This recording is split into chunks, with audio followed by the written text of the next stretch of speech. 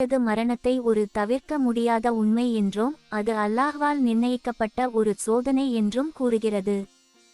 நம்ம பாட்காஸ்ட் பார்க்கக்கூடிய 70% மக்கள் சப்ஸ்கிரைப் இல்லாமையே பார்த்துட்டு இருக்கீங்க.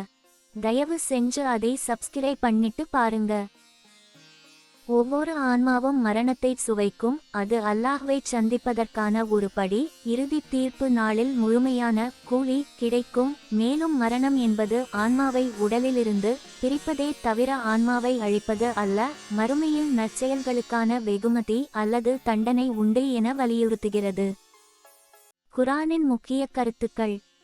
மரணத்தின் தவிர்க்க இயலாமை.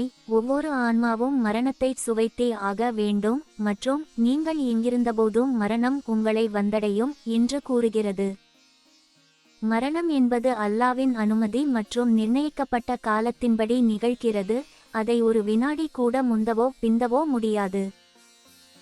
சோதனையும் பொறுப்பும். மரணம் மற்றும் வாழ்க்கை என்பது மனிதனை சோதிப்பதற்காகவே படைக்கப்பட்டுள்ளது. யார் சிறந்த செயல்களை செய்கிறார்கள் என்பதை பார்க்க.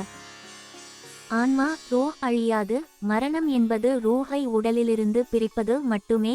ஆன்மா அழியாது. அது மறுமையில் அல்லாஹ்விடம் திரும்ப ஒப்படைக்கப்படும். மரணத்திற்கு பிறகு மறுமை உண்டு. அங்கே தான் முழுமையான கூலி வழங்கப்படும். மேலும் நல்வழியில் சென்றவர்களுக்கு சொர்க்கம் உண்டு. மரணத்தின் போது நிலைமை. பாவிகள் மரணத்தின் வேதனையை உணரும்போது திரும்பிச் செல்ல கேட்பார்கள், ஆனால் அது அனுமதிக்கப்படாது. சுருக்கமாக, குர்ஆன் மரணத்தை ஒரு முடிவாக கருதாமல் இறைவனை சந்திப்பதற்கான ஒரு படிக்கல்லாகவும் மறுமை வாழ்வின் தொடக்கமாகவும் பார்க்கிறது.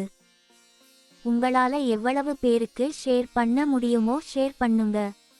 நம்ம பாட்காஸ்ட் பார்க்கக்கூடிய 70% மக்கள் சப்ஸ்கிரைப் இல்லாமையே பார்த்துட்டு இருக்கீங்க.